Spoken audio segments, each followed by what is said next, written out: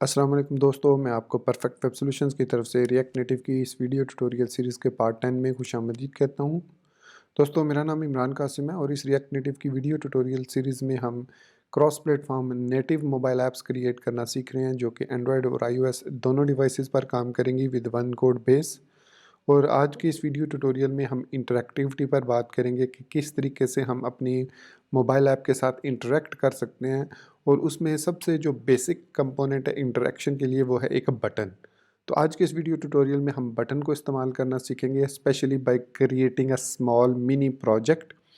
और इस प्रोजेक्ट में हम एक काउंटर क्रिएट करेंगे जिसमें ज़ीरो से स्टार्ट होगा, वो काउंटर वो इनफाइनाइट तक जाएगा तब तक जब तक हम स्टॉप का बटन प्रेस नहीं करते। तो जैसे ही हम स्टॉप का बटन प्रेस करेंगे तो काउंटर जहाँ पर होगा वहीं पर स्टॉप हो जाएगा। उसके बाद हम तीसरा उसमें बटन जो ऐड करेंगे वो होगा रीसेट का। मतलब जैसे ही हम रीसेट के बटन पर क्लिक करेंगे तो काउंटर वापस ज़ीरो पर आ जाएगा। तो स्टॉप पर क्लिक करेंगे तो जहाँ पर वो होगा वहीं पर स्टॉप हो जाएगा, और जैसे स्टार्ट पर क्लिक करेंगे तो जहाँ पर हमने स्टॉप किया था वहीं से दोबारा से स्टार्ट होगा। जबकि रीसेट करने की सूरत में दोबारा से वो ज़ीरो से स्टार्ट होगा। तो ये एक छोटा सा लॉजिकल मिनी प्रोजेक्ट हम क्रिएट करेंगे इंटरेक्टिविटी के लिए को समझने के लिए। तो मैं उम्मीद करता हूँ कि मेरा ये वीडियो ट्यूटोरियल अगर आपको पसंद आया तो आप इसको लाइक ज़रूर करेंगे। और मैं आपसे रिक्वेस्ट करूँगा कि अगर आप हमारे इस चैनल परफेक्ट वेब सॉल्यूशंस पर न्यू हैं तो इसको सब्सक्राइब करते हुए बेल के नोटिफिकेशन आइकन को ज़रूर प्रेस कर लीजिएगा, ताकि आने वाले वीडियो ट्यूटोरियल्स की नोटिफिकेशंस आपको मिलती रहें और आप उनसे अप टू डेट रह सकें। Thank you very much. तो चलिए शुरू करते हैं आज के इस रिएक्ट नेटिव के वीडियो ट्यूटोरियल को। तो दोस्तों चलिए चलते हैं वीएस कोड में, और मैं इस ब्राउज़र को यहाँ पर क्लोज़ कर दूँगा और वीएस कोड में जाके हम जो लास्ट प्रोजेक्ट हमने क्रिएट किया था उसको मैं यहाँ से क्लीन करता हूँ, और यहाँ पर बिल्कुल स्क्रैच से मैं स्टार्ट करूँगा। मैं हर ट्यूटोरियल में स्क्रैच से इसलिए स्टार्ट करूँगा ताकि आपको उसकी समझ लग सके कि कैसे काम हो रहा है। इसके अलावा मेरे पास एंड्रॉयड और आईओएस और एंड्रॉयड दोनों डिवाइसेस यहाँ पर ओपन है। तो जो हमारा प्रोजेक्ट होगा वो इसी में लोड होगा। तो सबसे पहले हमें रिएक्ट की ज़रूरत है, और उसके अलावा हमें यूज़ स्टेट की ज़रूरत है। चूँकि हम यूज़ कर रहे हैं यहाँ पर फंक्शनल कंपोनेंट को, क्लास कंपोनेंट को यूज़ नहीं कर रहे।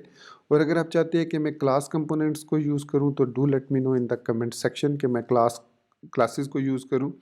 लेकिन I am okay with both. मैं क्लास कंपोनेंट्स के साथ भी काम कर सकता हूँ और फंक्शनल कंपोनेंट्स के साथ भी काम कर सकता हूँ। तो विच एवर यू प्रेफर उसी के साथ मैं काम करूँगा। अदरवाइज़ अगर दोनों के साथ काम करूँगा तो हर ट्यूटोरियल जो है वो क्वाइट लेंथी हो जाया करेगा। तो खैर एनीवेज मैं यहाँ पर यूज़ स्टेट को यूज़ करता हूँ फ्रॉम रिएक्ट। और उसके बाद मुझे जो कंपोनेंट्स चाहिए उनमें सबसे पहला कंपोनेंट है स्टाइल शीट।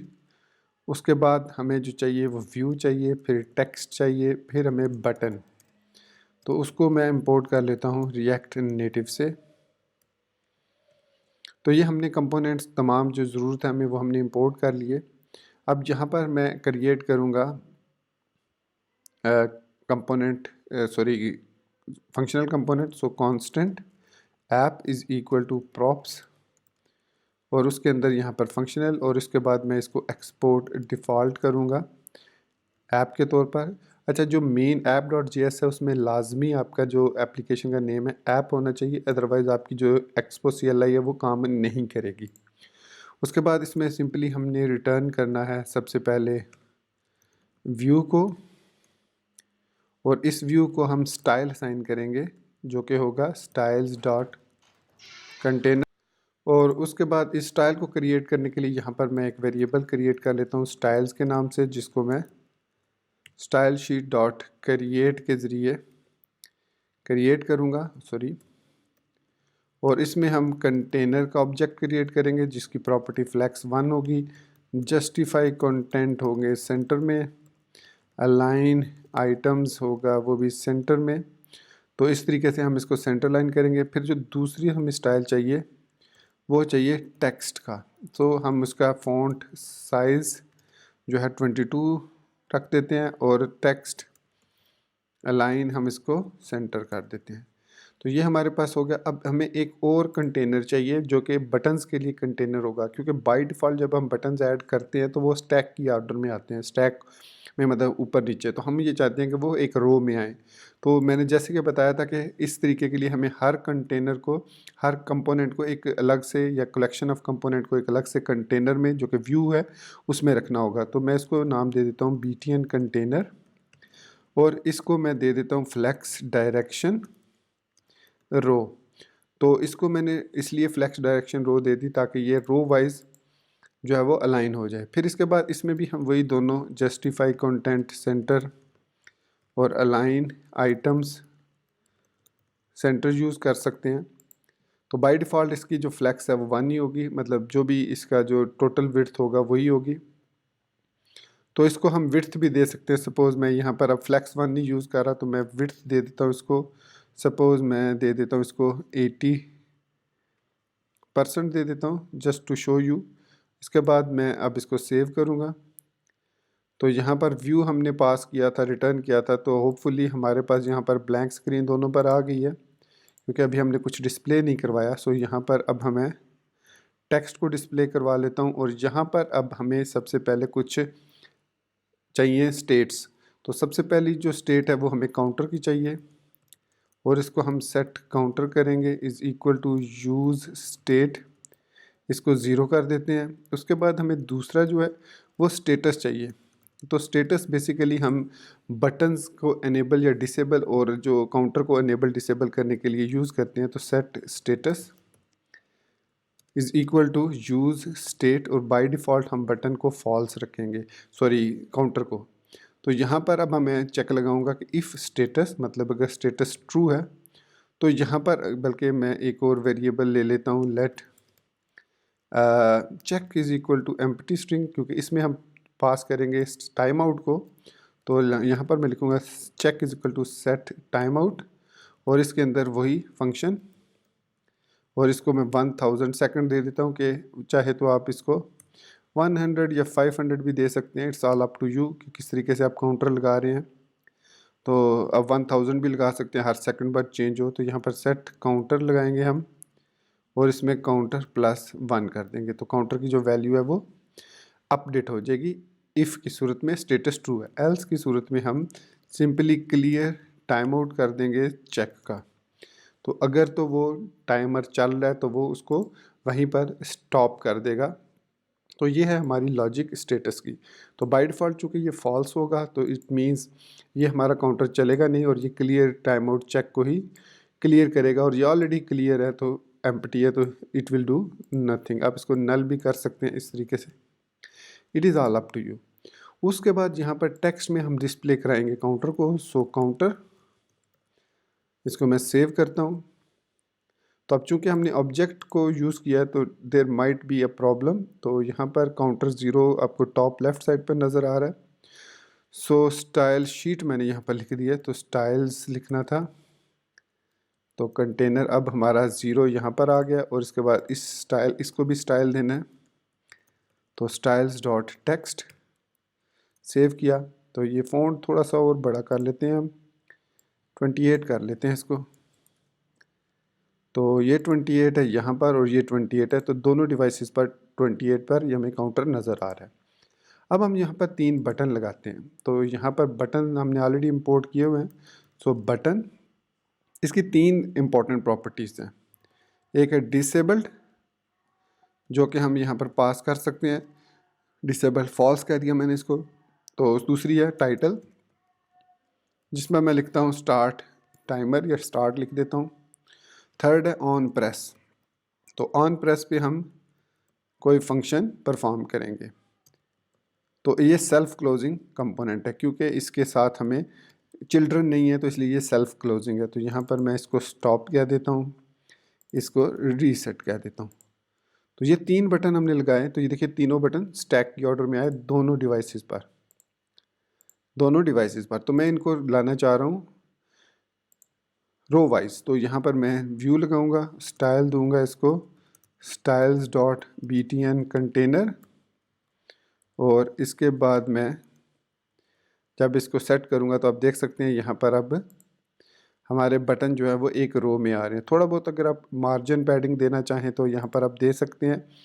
तो इसको हमने यहाँ पर अगर जस्टिफाई कंटेंट किया, मैं इसको स्पेस अराउंड अगर देता हूँ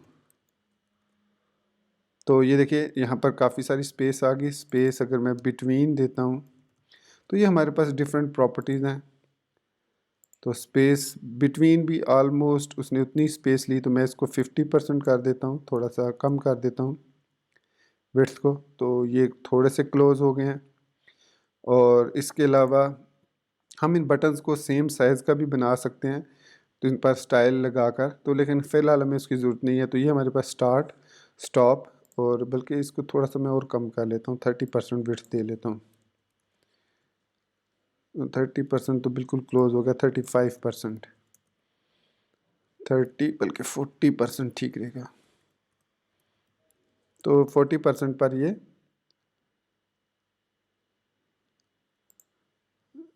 यहाँ पर स्पेस आ गई है, तो अब ये ठीक हो जाएगा। तो रीलोड कर लेते हैं इसको एक दफ़ा। तो यहाँ पर अब स्टार्ट, स्टॉप, और देखिए आप खुद देख सकते हैं कि जो iOS डिवाइस पर है वो बटन iOS कंपैटिबल हैं, और जो एंड्रॉयड पर है वो एंड्रॉयड कंपैटिबल बटन्स हैं। अब हम बढ़ते हैं फंक्शनैलिटी की तरफ। तो यहाँ पर मैंने फंक्शन नहीं क्रिएट किया, बल्कि लॉजिक लगाई हुई है कि चेक अगर ट्रू है, तो अब हम चेक को ट्रू करेंगे किस सूरत में, जब हम स्टार्ट पर क्लिक करेंगे। तो यहाँ पर मैं लिखता हूँ सेट स्टेटस ट्रू, मतलब अब मैंने इस स्टेटस वेरिएबल को ट्रू पास कर दिया। जैसे ट्रू पास करूँगा तो ये काउंटर जो है ये स्टार्ट हो जाएगा। तो चलिए मैं इसको 100 कर दे, 1000 ही रहने देता हूँ। तो सेव किया, तो अब मैं जैसे ही स्टार्ट बटन पे क्लिक करूँगा तो हमारा काउंटर स्टार्ट हो जाएगा। ये देखिए मैंने स्टार्ट पे क्लिक किया, और यहाँ पर उसने कहा सेट काउंटर। सेट काउंटर के आई थिंक स्पेलिंग मैंने, sorry, set counter, set status to, और यहाँ पर हमने लिखा सेट काउंटर। ओके, मैंने यहाँ पर मिस्टेक की है, मैंने एस कैपिटल रख दिया। तो सेट काउंटर, अब ये COU, अब ये ठीक हो गया। तो अब ये स्पेलिंग मिस्टेक थी, तो स्टार्ट क्लिक किया, और ये देखिए हमारा काउंटर स्टार्ट पे क्लिक स्टार्ट हो गया। ठीक है, अब ये पहला स्टेप हमारा कंप्लीट हो गया। अब नेक्स्ट स्टेप पे हम ये चाहते हैं कि जब स्टॉप वाले बटन पर क्लिक करें तो ये काउंटर जहाँ पर हो वहीं पर स्टॉप हो जाए। तो हम क्या करेंगे, यहाँ पर सेट स्टेटस फॉल्स कर देंगे। तो जैसे हम सेट स्टेटस फाइल करेंगे तो time out, clear time out का फंक्शन एग्जीक्यूट हो जाएगा, और काउंटर जहाँ पर होगा वहीं पर स्टॉप हो जाएगा। देखिए सेव किया इसको। तो अब इसको मैं स्टॉप पे क्लिक करता हूँ,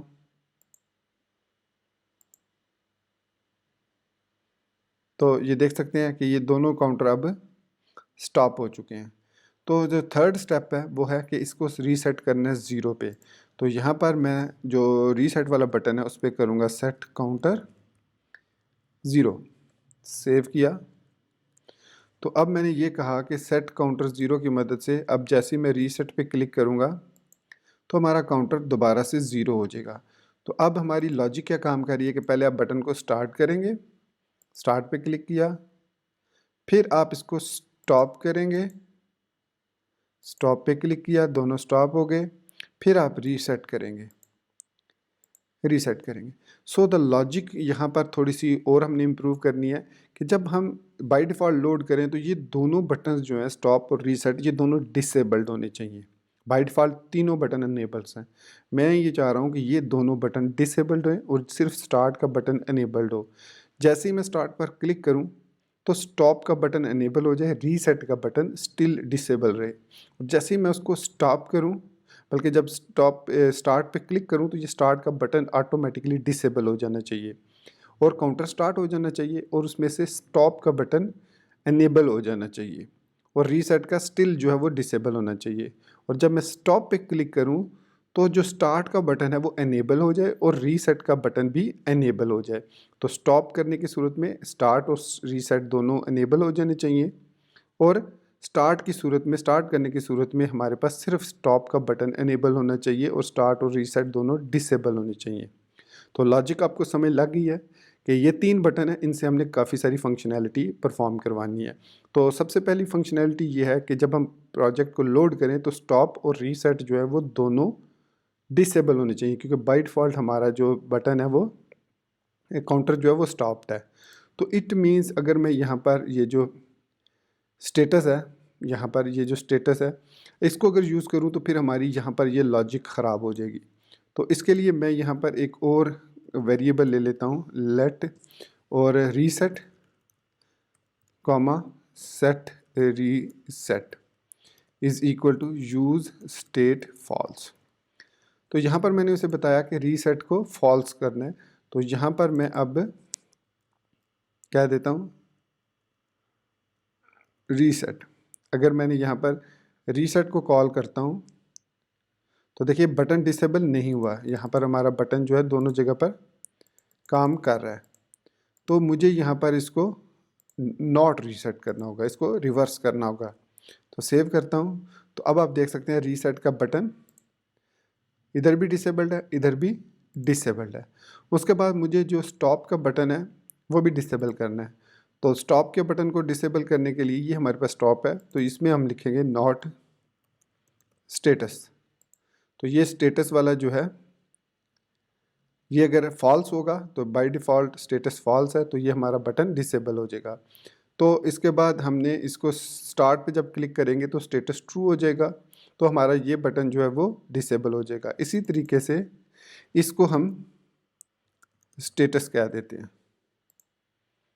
तो अब मैं सेव करता हूँ इसको, अब चेक करते हैं। तो देखिए हमारे पास स्टार्ट का बटन दोनों पर अब इनेबल्ड है, लेकिन स्टॉप और रीसेट दोनों डिसेबल्ड है। अब मैं स्टार्ट पे क्लिक करता हूँ तो देखिए जो स्टॉप का बटन है वो इनेबल हो गया, लेकिन रीसेट और स्टार्ट दोनों बटन जो हैं वो अब डिसेबल्ड है। अब जैसे ही मैं स्टॉप करूँगा तो अब वापस स्टार्ट का बटन तो इनेबल हो गया, लेकिन मैं चाह रहा हूँ कि साथ ही रीसेट का बटन भी इनेबल हो जाए। तो मुझे क्या करना होगा, स्टॉप के बटन पर जब मैं क्लिक करूँ तो सेट को मैं ट्रू कर देता हूँ और उसके बाद set counter 0 set reset false, इस पर क्लिक करने के बाद तो सेव करूँगा। अब हमारे पास वापस आते हैं तो स्टार्ट पे क्लिक करूँगा तो स्टॉप का बटन अनेबल हो गया। अब मैं स्टॉप पे के बटन पे क्लिक करूँगा तो अब आप देख सकते हैं कि मेरे पास स्टार्ट और रीसेट के बटन अनेबल। अब चाहूँ तो मैं स्टार्ट कर सकता हूँ, चाहे तो मैं रीसेट कर सकता हूँ। तो रीसेट किया जब मैंने तो रीसेट का बटन रीसेट होने के बाद वापस डिसेबल हो गया। अब मैं दोबारा स्टार्ट करता हूँ तो हमारा ये वाला बटन अनेबल और बाकी दोनों बटन डिसेबल। जैसे स्टॉप किया तो चाहे तो मैं यहाँ से दोबारा स्टार्ट कर सकता हूँ और अब देखिए दोबारा अब रीसेट का बटन डिसेबल नहीं हुआ, तो इसका मतलब है कि मुझे यहाँ पर भी सेट रीसेट फॉल्स करना होगा। तो this is how this logic works. तो स्टॉप किया, अब दोबारा से स्टार्ट किया तो दोनों बटन डिसेबल, स्टॉप किया दोनों बटन इनेबल्ड, स्टार्ट किया तो हमारा सिर्फ स्टॉप इनेबल्ड। सो ये है हमारी लॉजिक। इस प्रोग्राम की छोटा सा प्रोग्राम था, लेकिन इसमें काफ़ी सारी लॉजिक हमने यूज़ की कि किस तरीके से हम काउंटर को रीसेट कर सकते हैं, उसको सेटअप कर सकते हैं। आई नो कि इसकी कोई इससे भी बेहतर मतलब यूज़ केस होगा, इससे बेहतर भी इस तरीके को इसको क्रिएट किया जा सकता था, लेकिन ये मेरे पास सिंपलेस्ट पॉसिबल वे था और इसको मैंने आपको यहाँ पर एक्सप्लेन किया। तो होपफुली आपको जो मैं चीज़ एक्सप्लेन करना चाह रहा था वो समझ आ गई होगी। अगर स्टिल आपको कोई कन्फ्यूजन है तो do let me know in the comment section और मैं पूरी कोशिश करूँगा कि आपको उसकी as soon as possible help कर सकूँ। और अगर आपको कोडिंग में कोई प्रॉब्लम हो रही है तो आप गिटहब पर अपना कोड शेयर कर सकते हैं मेरे साथ। और नहीं, अगर आपको नहीं पता गिटहब किस तरीके से यूज़ करना है तो मैं ऑलरेडी चैनल पर उसका ट्यूटोरियल बना चुका हूँ कि किस तरीके से आप गिटहब को यूज़ करते हुए मुझसे हेल्प ले सकते हैं कोडिंग के फेज़ में। तो दोस्तों इसी बात के साथ मैं अपने इस वीडियो ट्यूटोरियल को यहाँ पर ख़त्म करता हूँ और उम्मीद करता हूँ कि आपको ये मेरा वीडियो ट्यूटोरियल पसंद आया होगा और आप ऑलरेडी इसको लाइक कर चुके होंगे, चैनल को सब्सक्राइब कर चुके होंगे और बेल नोटिफिकेशन आइकन को प्रेस कर चुके होंगे। तो इसी बात के साथ मुझे इजाज़त दीजिए, मिलते हैं नेक्स्ट वीडियो ट्यूटोरियल में। टिल देन मुझे अपनी दुआ में याद रखिएगा and thank you very much for watching this video tutorial. Take care, good bye and अल्लाह हाफिज़।